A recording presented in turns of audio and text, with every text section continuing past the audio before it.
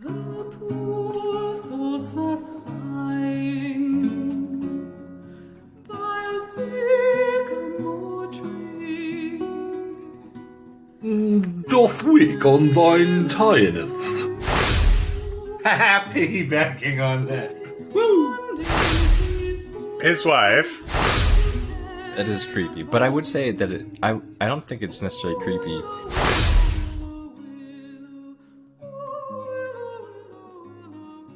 Hello, and welcome to the tie-ins. I'm Johnny. I'm Cartel. I'm Mike. This week, we hung out with Tall Knob, Fishman, and Tom Pom. But before we get to that, hey guys, how you been doing?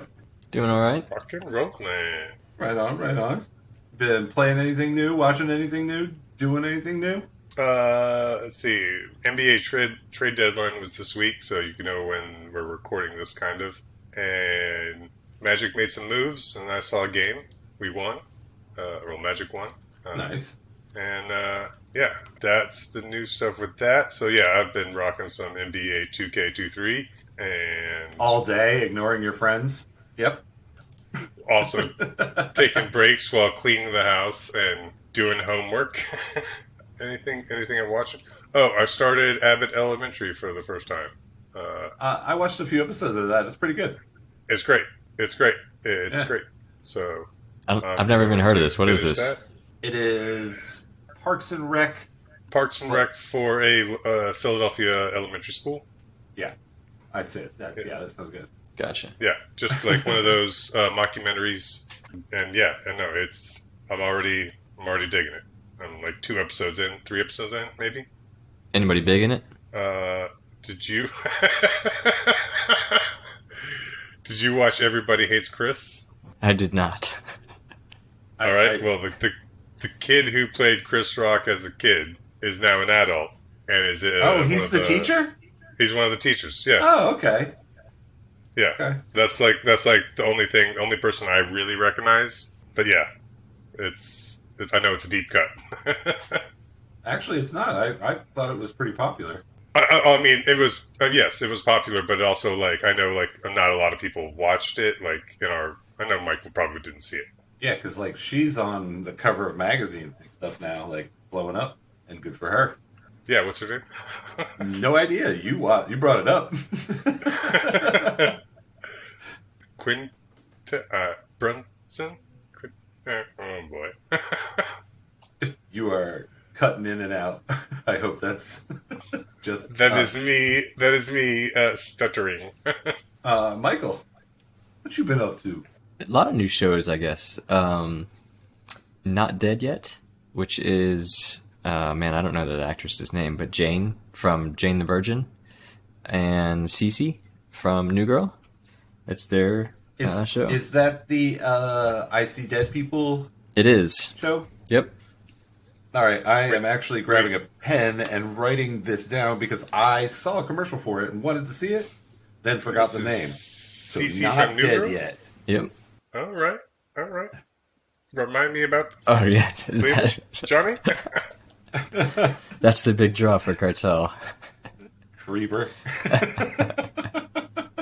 She's a great actress. She was in. She's got a great personality. No, she was in Killing Gunther as a sniper, and she's awesome. She waited for Godot.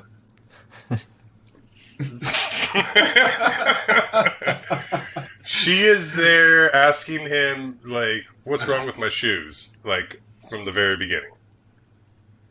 Well. Yep, Just I know. You started it, and I killed it. All right. But yeah, I thought it was a pretty good show. I like both those actresses, so good show. We are watching New Amsterdam, which has been around for a very long time, and is, I would say, if you took not The Last of Us. Dang, that's not what I meant. This Is Us. Dead. Yeah, no, This Is Us. Yeah, This Is Us is a little bit different. Yeah, a than little bit The Last different. of Us. Yes, no. I'll get to The Last of Us, but no, it was This Is Us and ER. If you took those two and combined them, you would have New Amsterdam. So it's very saccharine, very Thursday night NBC classic show. Yeah, I never watched either of those, so I have no idea. but it's actually pretty good. Shrinking, awesome. Harrison Ford, Jason Segel. If you like either of them, you should give it a shot. I Harrison, think I saw something about that, but Yeah, I think it I just gotta, dropped out of Is existence that for on? me. Is that what? Yeah, what is that on? What platform? oh man, I have no idea. I'll look it up. But Harrison Ford is Jason Segel's boss, and Is that HBO or is that like a Apple thing? Apple TV. Oh, you goddamn you with that rich people TV. All right, so I mean, wait. Ted Leo drops in like March, so when that drops, I'll probably all right, yeah. pick So that back up. you should check it out. Harrison Ford's really good in it. Jason Segel's good in pretty much everything. So Yeah, I'll wait till the season for Ted Leo to drop. Yeah. Or Lasso. I thought you were just like, I didn't call you out on that. I thought you had like your own little nickname for him. But yes, I read an article about Ted Leo and the Pharmacists having a 20-year anniversary for their album today, and I was like, God damn it. Really? 20 years? Okay, yeah. I guess so. That's why it was in my head. gotcha. And then the last show, which I alluded to by mistake earlier, is The Last of Us. Hold a bit. Let me interrupt. I have been having cable box issues Oh, the last week, and I am 2 episodes behind. and they were like, if you thought episode 3 was good, I really liked episode 4 and 5. So yeah, let's just... I'll stop it there. You watch I'll it, stop it there. I mean, I'm fast not one of forward. those people that really hates spoilers. I was just, But also, Let me let's know. just not do it. Let's just move on. because Cartel hasn't even started watching. Nope, All right. I gotta finish the game. I gotta finish the game. All All right. right. He did not. Okay, I'm moving on, and I'm just gonna say I have played through the entire game, and I am very happy with those episodes. So I'll just leave it at that. I've played through the game too, looking at Cartel. Hey, I've No, got you're like good. You got time. I've got, You like- time. He did not. I've got like 1 or 2 days off in the next coming days, and I'm just gonna get a whole bunch of meth, go to a whole bunch of cocaine, and just fucking go to town. We've got cocaine cartel again this episode. Well, not this one, but the next one, or whenever. But don't worry about it. Okay, it's gonna happen. I'm not worried about it. He should have worried. But then, Ben, yeah. Speaking of I games, saw you playing Tiny Tina again today. Yeah, I'm a creeper. I'm watching both of you're you. keeping tabs That's how on I know. me. That's how I know Cartel was playing NBA, but he wasn't in Discord, and you were playing Tiny Tina, avoiding me online Instead of everybody gaming with all you. day. Yeah, dude, it is a good game, and I feel like I need a Tiny Tina partner. But really fun game. Wow. I Man, it'd be cool if you. Never mind. be cool if you got the game, but Oh, Mike is telling somebody to buy a game. This is big. This is big. this is big. This is interesting. Very interesting. I have to let my kitty cat out of the room real quick. okay. But I hit max level, which I guess I should have read about ahead of time, because I don't know if you've played like RPGs with me before. Anything that has like skill trees and things like that, I like to know ahead of time how many skill points I have, so that I can just like completely max out my character the way I want him maxed out. And I didn't do that this time, and then I hit level 40, which was the last of my skill points that I was going to get. So not super happy with my build, but then they have this like cool, once you hit level 40, there's a whole new skill tree that you can start filling out with unlimited points. Like you can just keep on leveling forever with those. So I have the coldest hot take right now. There should not be level caps in RPGs. I should be able to level to whatever the hell Yeah. I want and max out my character and be superhuman. yep.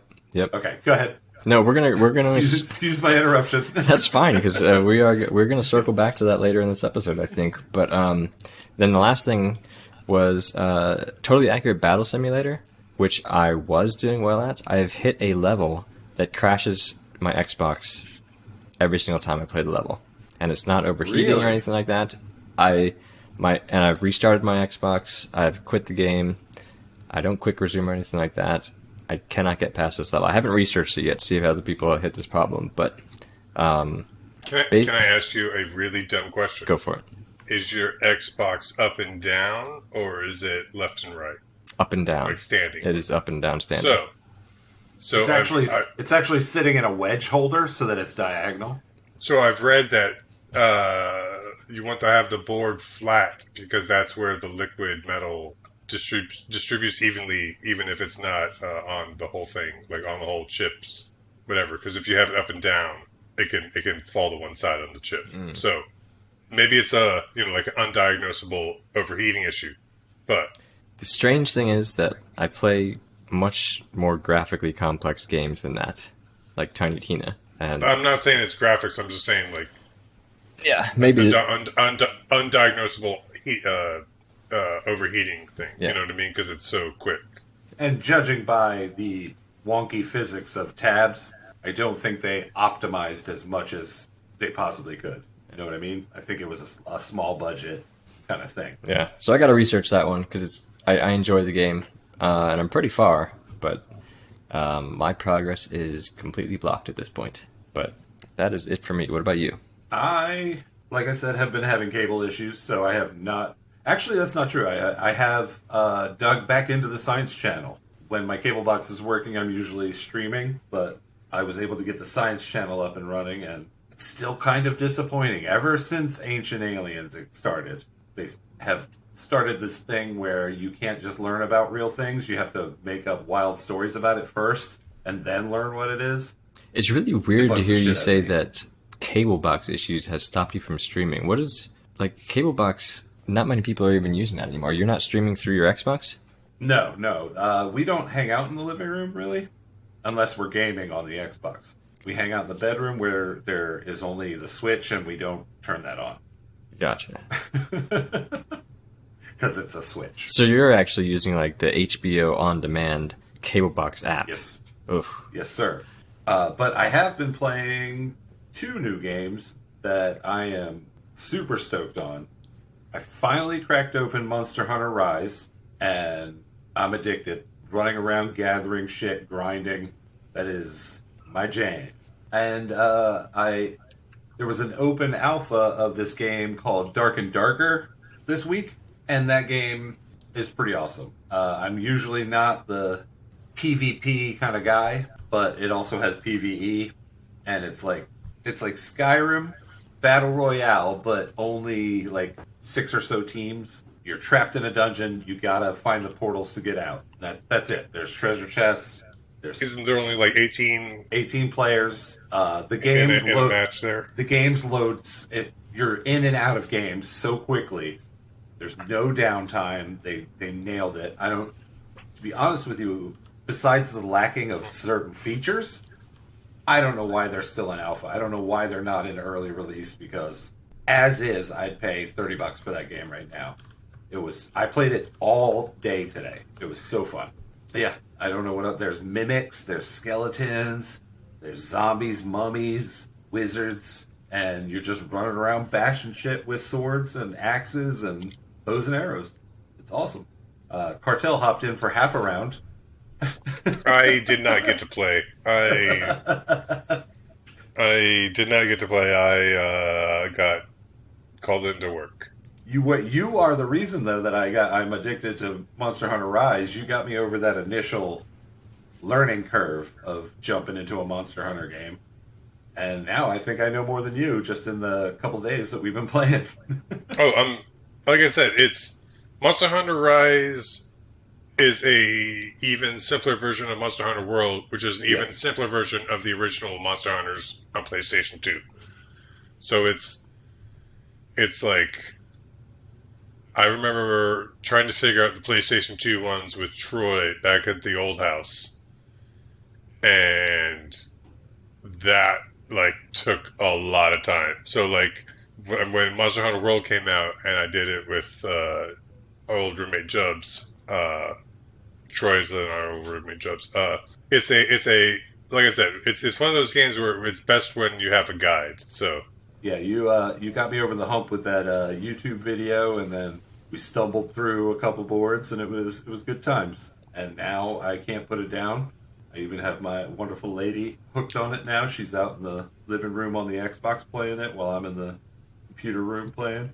Are you guys able to play at the same time? We have not tried yet because I was on Dark and Darker all day today. Okay.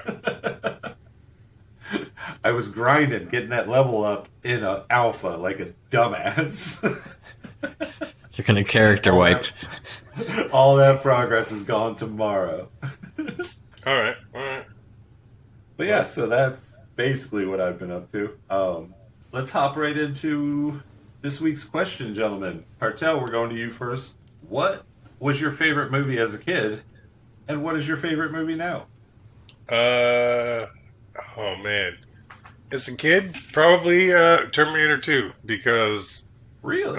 I saw that one in the theater, like when it came out, because my aunt took us one summer vacation. So I came home, told my brother all about it, and somehow we were allowed to rent the Terminator. So my brother and I got to watch the Terminator after watching Terminator 2. You were hooked as soon as you saw Arnold's buns. Well, I mean, I think it was more Terminator. But I mean, all right. So yeah, I would probably go Terminator as my favorite movie as a child, and then current favorite movie. Oh man, Predator. no, I mean, it depends on what mood I'm in, but it would probably be like something like Big Lebowski versus That was a good one. Yep. versus like Godfather 2. You know what I mean? Oh, those Like- are my top two. Like, but I mean, this is again like we're all like from the same thing from when those. I love The Big Lebowski. I've never seen The Godfather and don't ever want to. Those are not my top two. But I mean, I think that's why like Mike and I like get along is because like We're simpatico in the movies. we went to college together, so like we watched a lot of the same movies. We did. Like, yeah. And like I know his taste, and I know like my taste. Like sometimes, like you want to bust out a Josie and the Pussycats, and Mike's like, no, dude, no. That's a good movie. That's a damn good movie. Mike, comment. You know what? I personally don't have much of a problem with it. It's not. I'm not going to say it's a good movie, but I do just have a fond memory of going to the movie theater for that movie. Because Watch it again. Give me this. Give me this. What's the word I'm looking for? Like, trust me. Validation. all right. Give me- I just will give me this rewatch it. trust. I'll rewatch it. Watch it again and realize how it is a anti-capitalism movie, and no one realized it when it came out. I'll watch it again. The reason why it was so funny is because we had another friend with us who was so I mean, embarrassed. I'll say his name. Cartel's already named a bunch of people. I'll call him JB. No, we know people know him as JB, so that's not very identifiable. There's a lot of JBs in this world, but JB was with us, and so it was three guys who went to Josie and the Does he have a Pussycats. gallery? No, different They closed JB. down. But see, there's a lot of JBs. It's Jack Black, everybody. Yeah, Oh shit! Yeah. Now I Sorry. gotta edit that out. yeah, that's our college roommate. I mean, But yeah, that's where we always say it.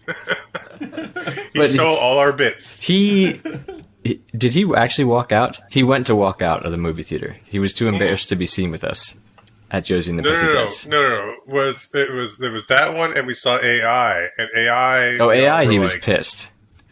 I like I was pissed too because I was like, "This is still going." AI had like one of those Lord of the Ring endings where it was just like, this should have been over an hour ago, and they just kept on saying goodbye and goodbye and goodbye. Just we were kept on just going. like we were zooming out, and it was just like, "All right, roll credits, let's go." And then all of a sudden, and now here's another group of people coming up to this dude, Yep. and it was just like, "What are we doing?" But Yeah. no. Josie and the Pussycats. I believe he said like, "Fuck, why didn't we just watch The Animal?" Right, or something like that. Like I don't know, but he would have rather watched The Animal. I mean, yeah, no, he was not happy with. but that's my memory of the movie. I'll watch it again for you. I personally love The Big Lebowski. Yeah, the dude abides. Terminator was not bad. I watched it for this podcast and had not ever seen it before that, but it was not bad. Michael, same to you, pal. When I was a kid, absolute favorite movie was Empire Strikes Back. A New Hope, close second, Ooh. but When I was, I'm going to say 16 to 20, I watched Empire Strikes Back every night to go to bed. I mean, it's the best Star Wars movie. And A New Hope is a close second, but Empire Strikes Back is the best Star Wars movie. And I think I watched it at like the perfect age because it just completely expanded my mind of like what was even possible in entertainment. I was probably watching like He-Man and Thundercats and things like just cartoons on TV, and then I think this was the first like live action like legit movie that I saw as a kid, and it just completely blew my mind.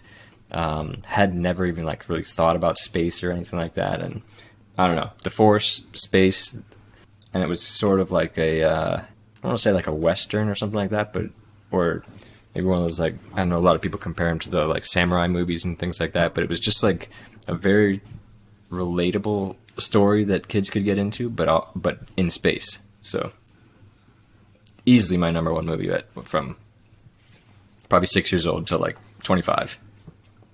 The first movie I remember You're not watching. 25, Mike. You're older than that. It's not my The favorite first movie anymore. I remember watching in the theater was Return of the Jedi. So like, yeah, I relate to that. Yeah, I think it hit at just like the perfect time in my childhood. Yeah, because I remember it came out like 1983, and like I think I saw it sometime in '84 because I remember seeing it before my brother was born. So like, you know, that I would have been 3 or 4 years old. So like, I remember vividly walking into the theater, watching the movie, and walking out. Like a different person. And like, yeah, well, just the opening scene. I was like, this massive spaceship is coming in Return of the Jedi, the Star Destroyer. Mm-hmm. Just this massive spaceship coming on screen. I remember like looking back and like, where's the ending? Yeah, like I Yeah, I like that's like my literally first memory. And probably the first thing that ever actually caught my attention and like held my attention for more than like, you know what, like a cartoon length of, you know, what do you get, like 7 minutes before a commercial pops on or something like that. And like I was just enthralled, like couldn't take my eyes off the screen the entire 2 hours. So I watched Star Trek as a kid. I believe when I was young, Star Wars came on Fox once, and I didn't really pay attention to it. The first time I actually watched Star Wars, I was 15 years old, which is why I'm still Star Trek above Star Wars. But I love them both. Don't murder me, please. But the first time I watched Star Wars, my most vivid memory, I was watching it with my cousins at their house, and my grandparents just happened to be staying there as well. And my grandfather fell asleep on the couch with a beer in his hand. And every time he snored, it tipped just a little bit more. So me and my cousins were not watching Star Wars. We were watching that bottle, waiting for it to spill, and it was so great when it did. We cheered, woke my grandfather up. But yeah, so I did not get the childhood impression of it that you guys did. That was Data and Geordi for me. Gotcha. Let's see though, as an adult, and it's not going to be anything. I mean, it's Cartel's answer right here. If we're going comedy, then it's Big Lebowski, and if we're going serious, then it's Godfather 2. But I think just like cinematically, Godfather 1 and Godfather 2 are like the best cinematic showcases for a cameraman getting out of the way, but always being in the exact right spot. I think the camera work in those two and the editing in those two movies, as well as just the script in those two movies, are probably the best examples of great movies that I can think of. It's perfect American cinema. Yeah. Yeah, I can't comment on that. And the music, the score is insane. It's that's phenomenal. what I'm saying. Yeah. There's so many great quotes. There's so many great scenes. I mean, it's great. Leave the gun, take the canola. I mean, look how they massacred my boy. Every scene has got a quote. I have never heard that before. That should be like the slogan for America. Leave the gun, take the cannoli. No? Not. You guys don't want to discuss gun control on our video game podcast? I don't understand how you have not heard that before, but I have never heard that before. Yeah, this was a lighthearted thing. Now you're getting all serious. Easily, there's got to be at least one punk band that's used that as a sample, and you've never heard that? No, sir. All right, Johnny. No, it's yeah. I've us only ever yours. listened to one punk band, and So, never mind. I could, and it's Good Charlotte. Anyway, all right. So I'm more like Bad Brains. oh God, I love Bad Brains. See, Sorry. that wasn't breaking in and out for you, Mike. That's just his laugh. All right, I'll go with it. All right, so I was extremely torn on my childhood one. Again, on almost all of these questions, as I'm editing, I realized that I cheat every single question, but I'm probably going to cheat again. I wanted to ask my family, but I just didn't because I played Dark and Darker all day. I could not choose between Goonies and First Batman, Best Batman, Batman 89. They both, I can recite them still to this day, both word for word. I would say Goonies for you. Really? Yep. All right. You didn't know me when I was a child, but Nope, all right. That's just I'll take it. Yep. But I knew you right after that, and the only one that carried through was Goonies. Batman made a comeback, though. Goonies had longevity with you. It did. I love that movie. You're a better Goonies fan than you are a Batman fan, so yeah, I would say that as well. Yeah, actually, now that I'm thinking about it, even an old friend of ours, for my birthday, printed out the original Goonies script from the internet and gave it to me for as a present for my birthday. So yeah, okay. It's definitely Goonies. I'm a Goonie. Goonies never die. I passed it along to my daughter. She has a Goonies tattoo. Hey, Mickey. Hey, Mikey, gotta go to the bathroom. Yeah, if you don't like Goonies, I don't even want to talk to you. It's got very great actors as children. They're all still starring in everything. Let's Still see. starring in everything. They're still starring. The game for the Commodore 64 was awesome. The game for NES was what? It was a piece of shit, but, whatever. And my favorite movie as an adult, I kind of don't have a favorite movie as an adult, but if I had to choose one, it would be The Two Towers. I didn't cheat there. I didn't just say Lord of the Rings. I picked one. The Two Towers would probably be my favorite. I love the Lord of the Rings movies. Two Towers has Merry and Pippin, and I love comedy. Comic relief is my jam. Plus, they get high in that movie. Can't beat that. Yeah, and I'm gonna go as far as to say Lord of the Rings probably better than Godfather. Yeah, Yikes. you guys want to fight? You guys weren't jumping in on my movies like we did with everybody else's, so try to bring you in. I jumped in there on the Goonies for you. You did. I have a lot to say about that one, but I don't agree with you. I think objectively most people wouldn't agree with you, but I was just saying it to bring you guys in. But I do like the movie. And I do like the trilogy quite a bit. The fact of the matter is, when it comes to movies, television shows, you and Cartel you are simpatico. As Cartel puts it, I like shit. If I were to be shot into space and could only have one TV series with me, Cartel, what would it be? Star Trek Next Generation? No. Stargate. Stargate, SG-1, baby. SG-1. Okay. All right. How far away from your mic are you right now? You're in the next room? Am I that far? Sounds like you're in the next room. That's with I'm Richard I am Dean literally Anderson? right next to it. RDA. Yes, sir. RDA. MacGyver? Yep. RDA Yes, sir. himself. SG-1 and the voice of the God of War, Oh, you're right. Your man. Christopher Judge. I'm just going to edit that together like I just straight up say Christopher Judge right away. So here, let's pick it up right here. And it's got the God of War voice himself, Christopher Judge. He should also play God of War in the upcoming TV series, movie. I don't know what it is. How do Is you it just Amazon? pull that guy's name? Yeah, Amazon.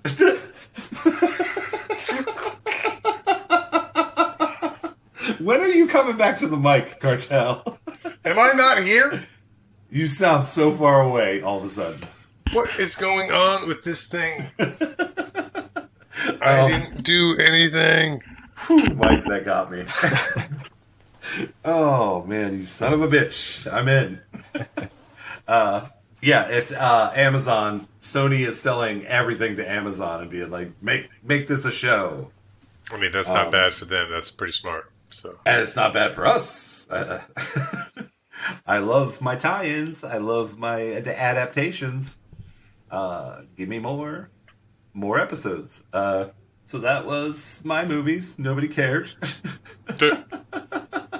Let's hop into our movie. This week, we're talking about Willow, the movie, and the series. But before we get to that, let's take a quick break.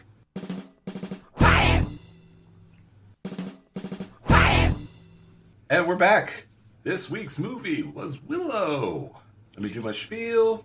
Willow is a 1988 high fantasy adventure film directed by Ron Howard and distributed by MGM. This movie stars Val Kilmer, Joanne Whaley? Anybody? Don't know. All right. Warwick Nope. Davis. All right, we'll get into that in a minute. Billy Barty and Jean Marsh. That is the Wikipedia stars for this movie. This is a Warwick Davis movie, but because America sucks. Val Kilmer was billed first, and and even on the Wikipedia right now, Warwick Davis is billed third. It's silly, and it's not in alphabetical order. People that know how to change Wikipedia do it. Put Willow up top. I think it's call sheet / casting order. Well, that's horrible because Warwick Davis should be on the top. Anyway, Cartel. I love doing this to you. Would you like to give us a rundown of the synopsis of this movie? Not at all. I wanted to hear it. Oh, we're still going to do it. Don't remember much of it. I thought that because we watched this a while ago, and yeah, I knew you were going to rewatch it. Was this at all a tried part to do homework. of your childhood? Oh, I saw this in the theater for like a week straight. I don't think I've seen it since then because I did not own this on VHS or DVD, and I only recently watched it probably 2 or 3 times. Michael, did you watch it as a kid? Yes, many times. Yep. I did not. It was not up there, like in the rotation, like Indiana Jones and Star Wars was. And for some reason, Ewoks were in the rotation as well. But no, Willow. Well, Ewoks had the made-for-TV movies. Yeah, those are the ones I'm talking about. I think my parents like recorded them on VHS, and then those saw a lot of screen time. They were also on the Disney Channel all the time. Yeah. You're only okay if Warwick Davis is a supporting character. No, I did like this movie. I did like it as a kid. It just for some reason I don't know it didn't go on the rewatch list. Yeah, I don't know when I first saw this movie, but I never saw it in the movie theater. I must have been a kid when I saw it because it definitely, like, I have the feels. You know what I mean? Yeah. Oh, I for sure saw this in Bremerton, Washington, with me, my mom, and my brother. We watched it many times at this old theater there in Bremerton, and I think we were the only ones in the theater that week. So it didn't do well. I don't remember it doing well, but Johnny should know. I know. Oh, yeah, because... I know. My family contributed at least 3 tickets for 2 or 3 days, so maybe 6 to 9 tickets. Budget of 35 million, box office 137.6 million. So that's okay. All right. So we're probably like $30 on there, $40, $50, $50, 60. Let's You say did- $60. you did your All right, part. so I'm we gonna count put a matinees. note. I'm gonna put a notation here on the internets. Yeah. Cartel contributed 50. Yep. Just while you're in there editing Wikipedia, to move Warwick Davis up top, just put a little star right by that income. All right, Michael, would you like to give the synopsis for us? I don't want to say Wicked Witch, but basically, yes, a Wicked Witch is making sure, Sorceress, if you will. Sure. An evil sorceress. that all of the baby girls, I think, are rounded up because there is a prophecy that suggests that a baby girl will come about to be the downfall of the sorceress.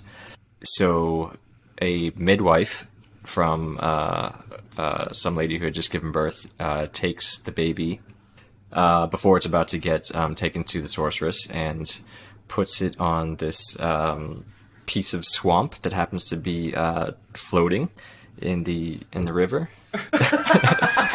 All right, we don't need your personal commentary in the synopsis here, guy. All right. So, anyways, the baby makes its escape down the river, and Warwick Davis and his family find it, take care of it, and of course, that's where the story picks up, is them basically protecting the baby and taking down the evil sorceress, and getting into hijinks along the way with their little brownie friends, and stumbling upon a Han Solo-esque character by the name of Mad Monaghan. Wow. That was a pretty good synopsis. That was way better than Cartel's synopses are ever. But I enjoyed listening to Cartel's better. No offense, Michael. None taken. Yeah, that was great. This movie was supposedly, as far as I know, by George Lucas for Warwick Davis during Return of the Jedi. Is it? He wrote something so that he could have a starring role without makeup. But yeah, If I Warwick remember Davis correctly. was only... Oh, he was Cool. a kid. Yeah, he was. How old was he? Maybe 18. Maybe 18. I don't think so. 15 then? No, he was still a teenager when this was filmed. Yeah, I think he was 17 when they filmed this. Yeah, I'm talking about Return of the Jedi. Oh. Oh, he Okay, was like so 12 or he was- 13. He was 12, and he was such a good actor that George Lucas wrote a movie for this kid. And let me tell you, George Lucas was right. Yeah. Warwick Davis sure. is amazing. I was actually going to say that about everyone in this movie, which, like, movies like this, sometimes I think it's crazy to think about, like, the actors that actually do well in a movie like this, where they're just, you can tell everybody was, like, totally invested in it and believed that the director and the writers knew what they were doing, because there's a lot of And the movies. special effects were going to turn out. Yeah, because there's a lot of movies that get made like this where you can tell that the actors don't actually believe that this is going to be a good movie, and somehow everybody in this movie believed it, and all the acting was great. Like, from the smallest characters to the top billed characters, all good. Sorry, I'm a little distracted on the TV to the right of me. Mad Mardigan is turning into a pig right now. All right. So piggybacking on that, I definitely think that Piggybacking on that. Woo! I definitely think that what you're saying of like how everyone was invested in the movie is just, I think the star power behind the film got everyone excited on set. You know what I mean? Like, Yeah. Because look, yeah. the Ron Howard's directing. You've got George Lucas writing, Steven Spielberg producing, correct? And Val Right. Kilmer is just coming off of Top Gun. Yeah, so like, you know, he's got a little bit of push, and then Warwick Davis, you know, who's phenomenal, doing his thing, shining as the main character here. Like, it was definitely like a perfect storm, or even just like a cosmic gumbo, if you will. A cosmic gumbo of I don't know if I will. oh, you will.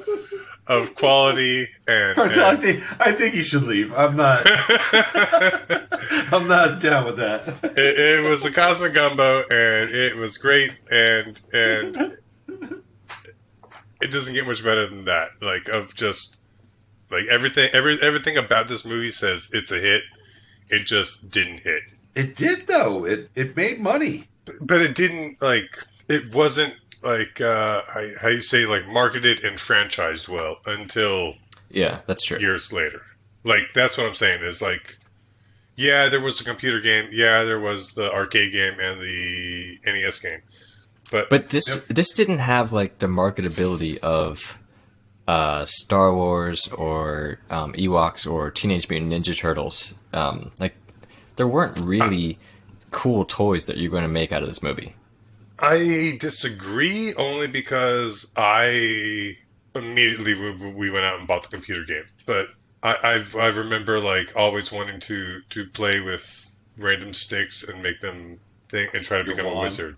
Yeah, like I definitely think it's like I said, like, it just they couldn't. No one figured out how to monetize it. Yeah, it is a well-known fact that I want my high fantasy before laser beams and technology. I want dragons. I want knights. I want swords and sorcery.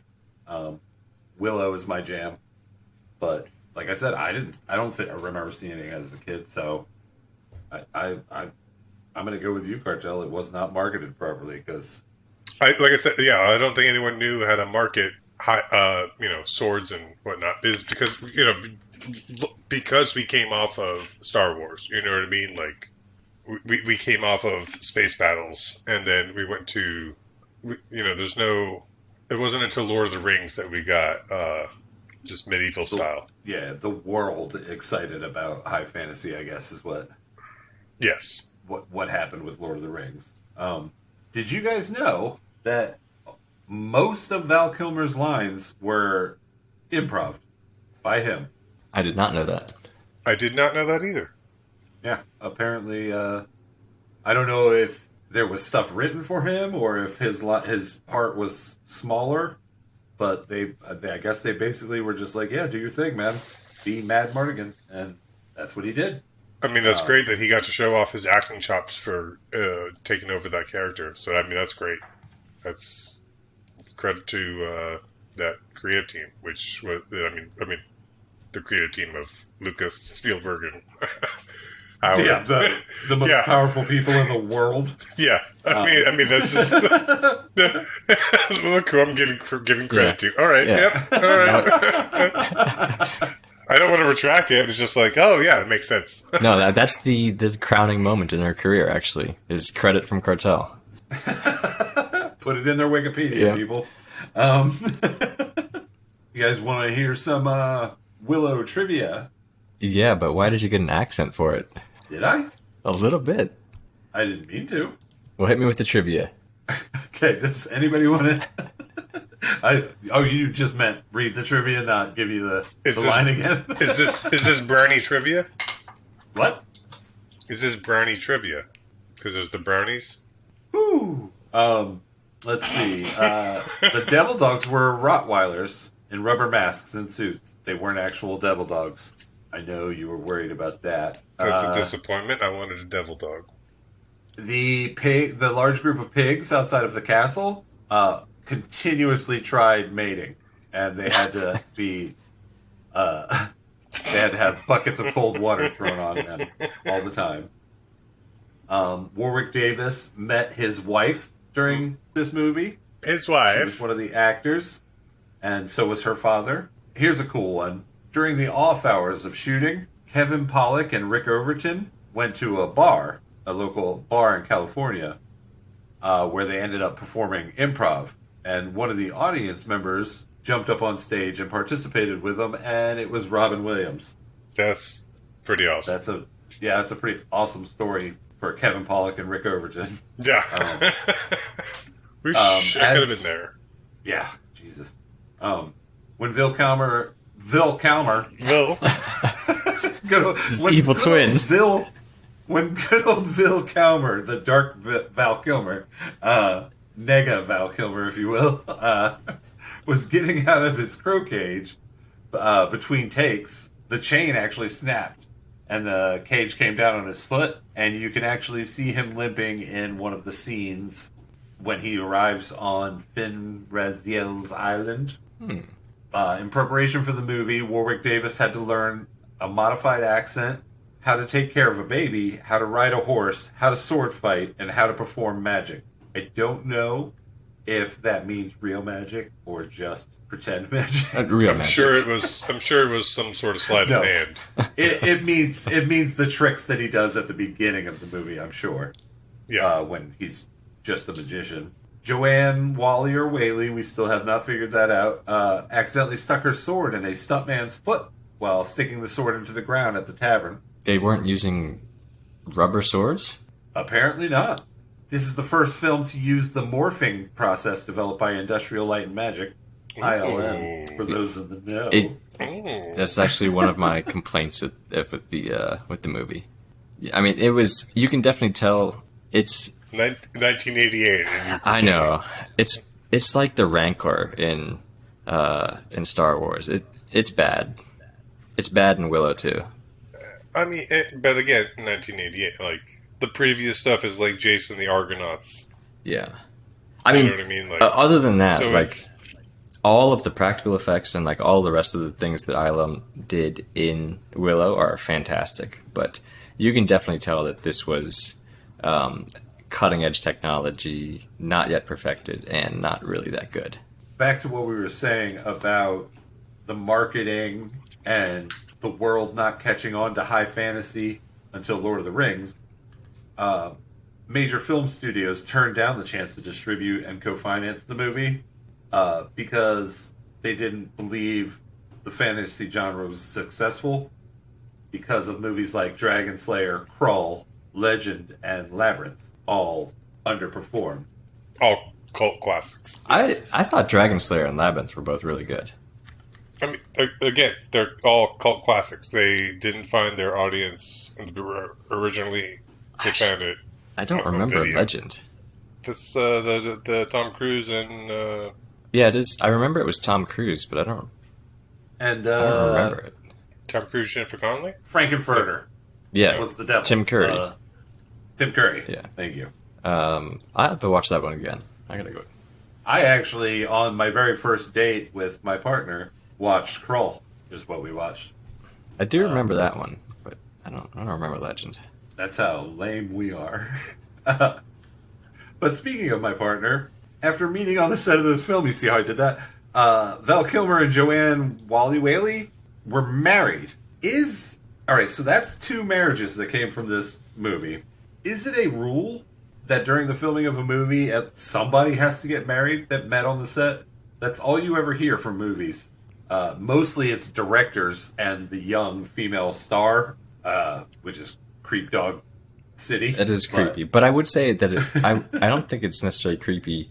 I mean, that part is, but for like actors and actresses to meet, I mean, you're working together every single day, and having to like sort of open yourself up to acting with that person can probably bring you pretty close to that person too. So I don't know. Their on-set chemistry was good in this movie, and you could tell that it wasn't just acting, or they were really good at acting. I had a crush on her when I was a kid. I wanted to be Val Kilmer. Yeah, that's enough trivia for now. We definitely have to move on. We're running a little crazy with this one. Real quick, has anybody watched the show, the Disney Plus series? I have not, but I have one bit of trivia for you once you're done. Oh, is it Willow movie or Willow show? Willow movie. Then shoot it at me. John Cusack. Is that how I want to say that? Shoot it. Yes, I'm going to shoot this at you. Too John. late. Yeah. How do you feel about John Cusack shooting at you? I mean, I love it. All What's right. up? Well, John Cusack tested for the role of Mad Mardigan, but he lost out to Val Kilmer, and he considers that his biggest disappointment in his career. Yeah, I would too. I mean, that's a... But can you imagine this movie with John Cusack instead of Val Kilmer in this role? Terrible. I know, and Mad I love. Mardigan. It would be a different movie. Mad Mardigan would be a neurotic Mad Mardigan instead of a Mad Mardigan. Yeah, I mean, If that makes any sense. it does. I love John Cusack, but there's no way that he should have been in that role, and he rightly lost out to Val Kilmer. And I love you in all your other movies, John Cusack. Yeah, because he's listening. Yeah, I know he is. Cusack. He is. He's a top tier subscriber. Joan listens. John does not. Is that Nega John Cusack? Not his. No, that's his sister. I know. I'm saying Yes. not his sister. Not his sister. This is his evil twin. Who competes with his Cartel, sister. Cartel, have you told me that you didn't watch the series yet? I think I started it, but Oh, really? I've watched maybe 1 or 2 episodes, but I have not. So it is not critically acclaimed. Actually, it might be, but people aren't, jumping all over it. I fucking loved it so much. It is Willow mixed with A Knight's Tale. So it's got that Bowie kind of music behind it, like more. There's like some parts where you're like, what? Why is this modern all of a sudden? It's like, yeah, it's that great mix. All of the actors are amazing in it. Everybody's, giving it 100%. It's got the girl power, which is severely lacking in the world. We need that in more entertainment. I fucking love it. I have watched through, is it 13? 8 episodes? No, I don't remember how many episodes. I'm dumb. But I've watched through it twice. It's great. And I hope there's a second season. There was not. I don't think I've ever done that with a series. To be fair, I do it a lot. I've watched through SG-1, which is like 20-some seasons. Probably 20-some times. Jesus. Yeah. I mean, not like sit down staring at the TV watch, but it's on. I know every episode. But anyway, yeah. The series was amazing. If you didn't like it, I think you're just mad because a white girl and a black girl kiss. Kill yourself. Yikes. All right. And now it's time for our letterboxd review.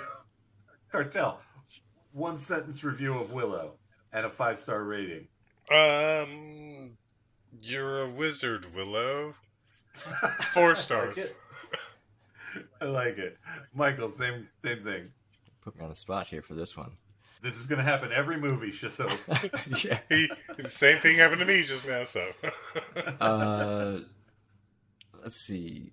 Han Solo and an Ewok save the world. 4 stars. All right. And I'm going to say Warwick Davis should have been top billed.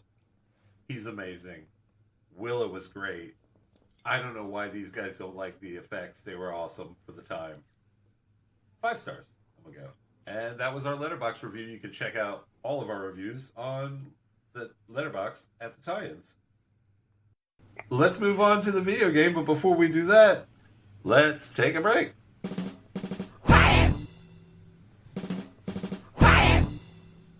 And we're back.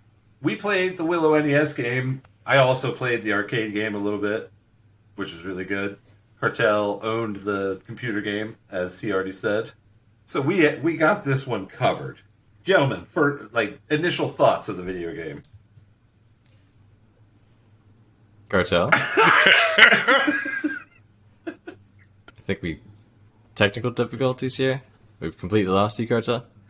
Oh, I haven't said anything. You know you're supposed to go first when it's up in the air.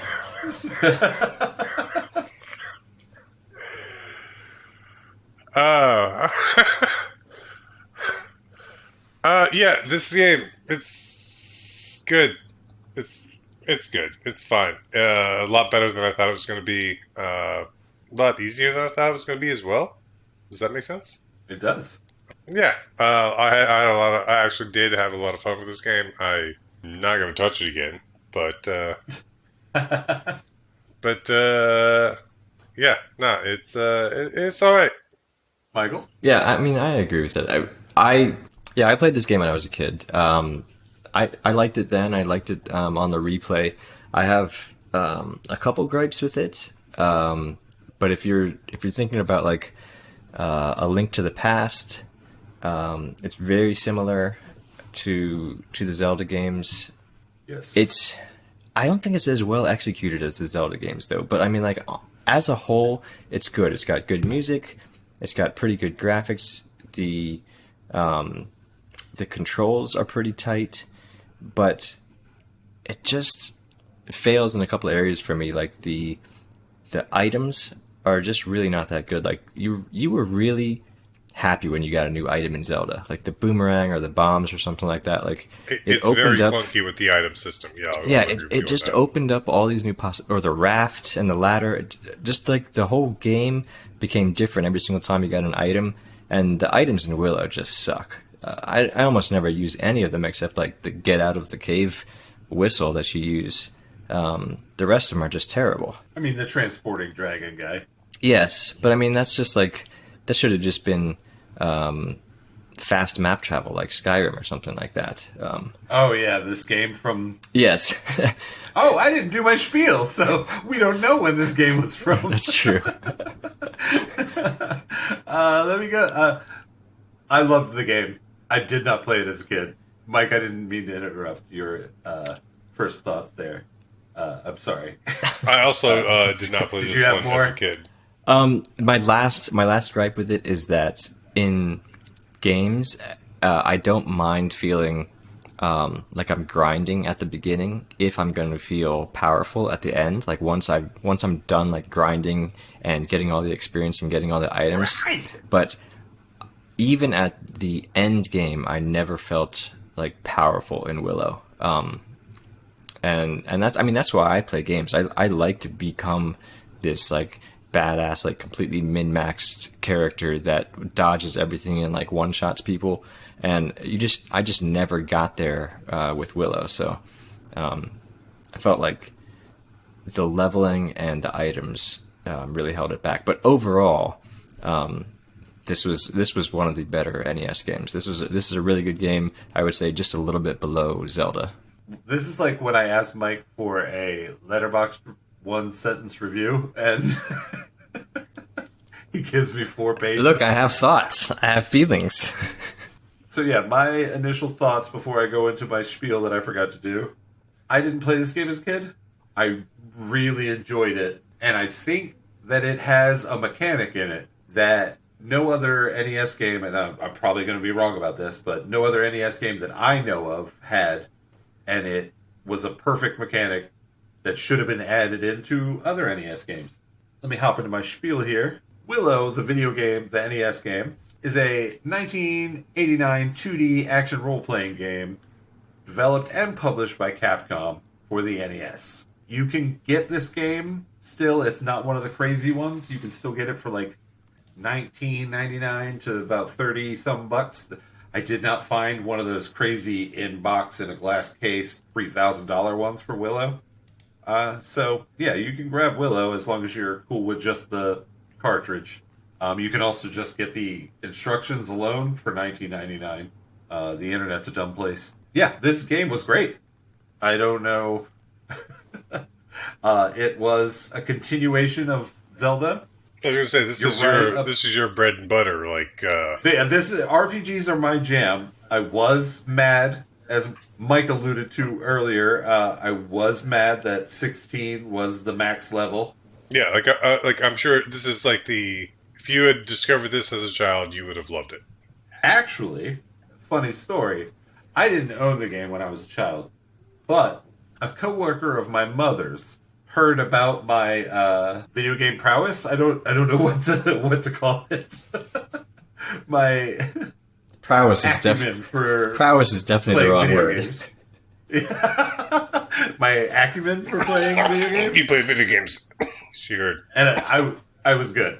And actually had my mother drive me over to their house so I could beat or figure out a part, I don't really remember, on this game for them, an adult. And that was it. Then my mom drove me home. It was weird.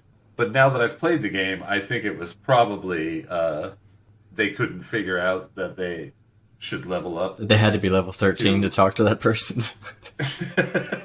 Or it was the ghost couple. Because the ghost couple actually has if you don't do it in the correct order, you can just get stuck there fighting that boss over and over again. Oh. Yeah, if you don't collect the cross flute, then that boss just regains his health and stamina, and you just fight him again, and then it happens again and again and again. So yeah, that's that's NES hard right there. Yep. All right, so the mechanic I was speaking of earlier, depending on your level, when you get a more powerful sword, if you're low level, you swing it slower. Yep. Did you guys notice this? I did, yeah. And then when you level up, you start swinging it faster. Yep. Yes. But it's still the same sword. You just are learning how to use it better. Yeah. Which is a mechanic that no other game I know of had at that time. That's like, you got new weapons, yeah, but you just used them. It was definitely a new feature for me, especially in this game, where it was you have to I guess level up / power up your weapons. The only thing I can think of and you just gotta use them. In other RPGs is when you pick up a weapon that is like minimum level like 20 and you're like a level 18 or 19, you are allowed to equip it, but you get a huge speed penalty for doing so, which is pretty similar. But those weren't until much later games that did that. Yeah. Cartel, do you want to tell us a little bit about your computer Willow days? I had the Willow game for the PC back in the day, which would have been I had an 8086, I believe. IBM 1, IBM PC, IBM compatible. It was a knockoff. My dad got it in 1988. We kept it until way too long. And I know all about that. And because we got an 88, and I don't remember the first game, but I know we had this like game kind of like Pong, but it was dragon based. And then we bought this game and the Batman Brunderbung or Data East or something game like that.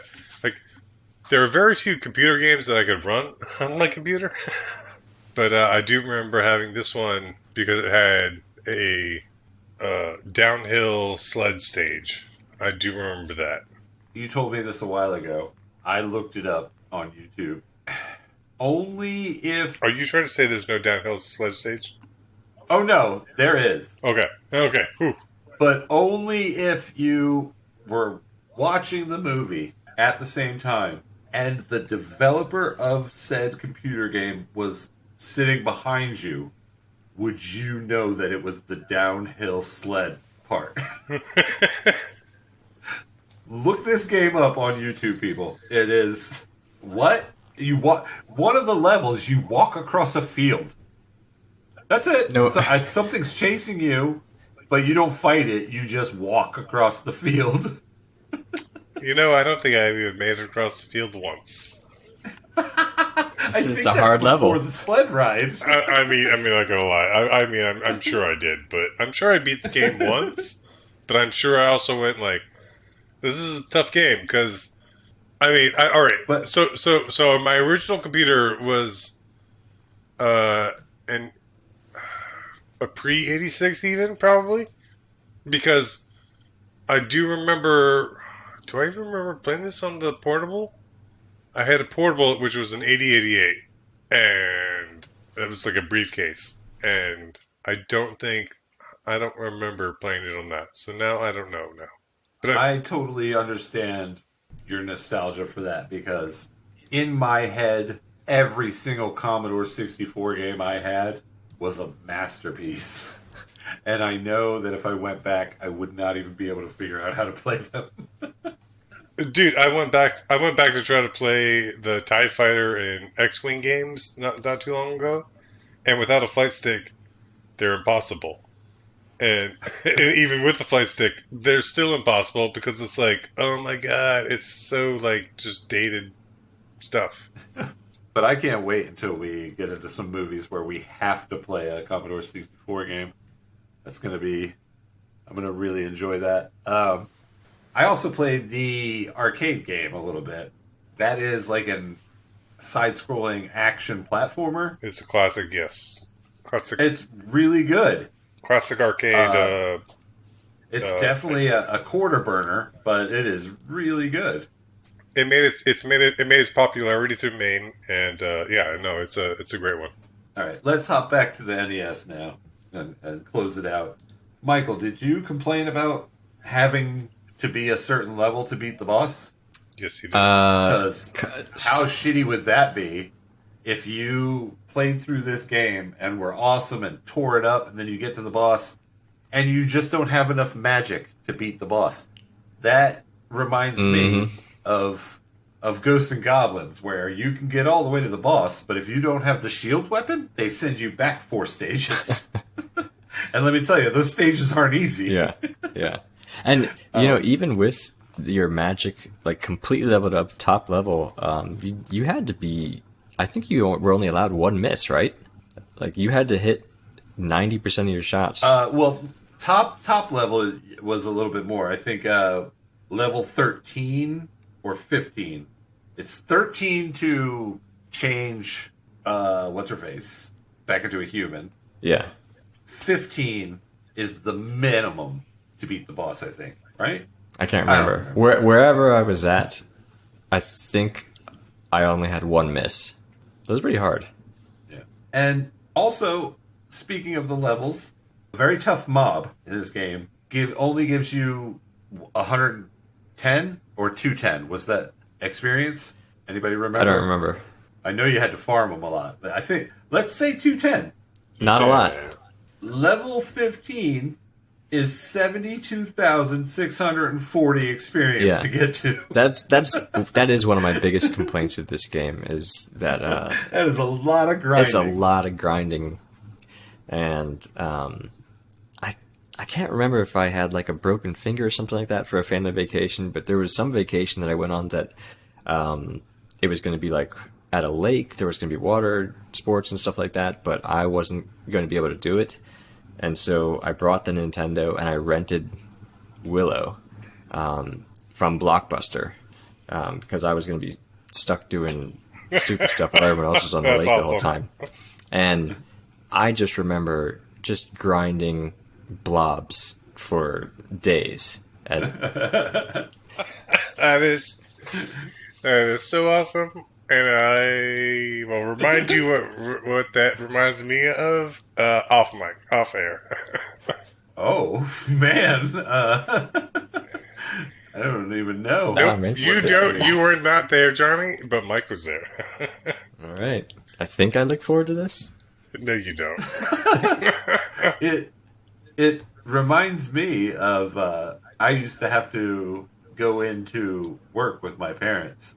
They both worked at my grandparents' pizza place, and I would bring my Nintendo and a TV, a tube TV, into the walk-in cooler and sit there on a milk crate with the TV on a milk crate. Did you have like your winter jacket on? Yeah, probably. And just hang out there. I don't think if a health inspector showed up that... Yes, you guys know you just have a kid in your freezer and you're walking. He's just playing games.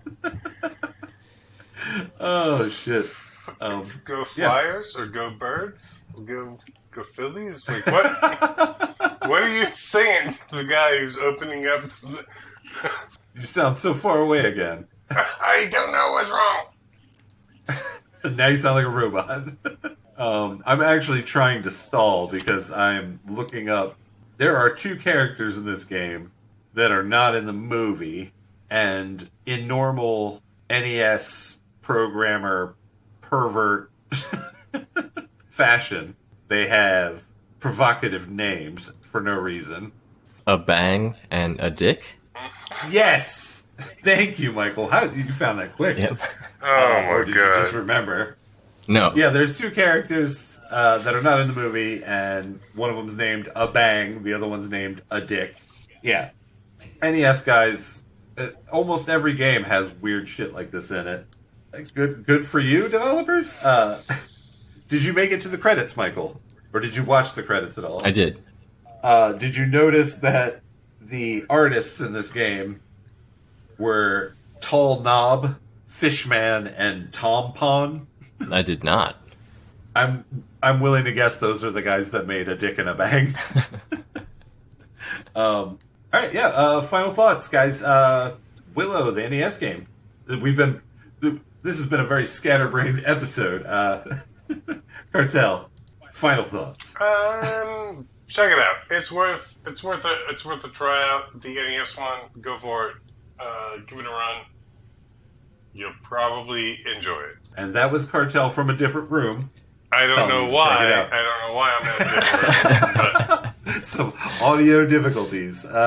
Michael, your final thoughts. Yeah, I definitely think you should check it out if you are a fan of any of the early Zelda games or RPGs like that. One of the better NES games, doesn't quite rise to the level of Zelda, but still very good. Good soundtrack, good bosses, and just items kind of suck, but definitely a good game.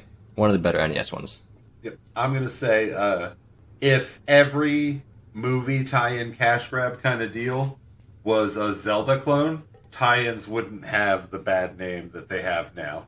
This game was awesome, fun. It wasn't Zelda tier, but it's a great RPG, and it was fun. Even if you've never seen the movie, the game is great.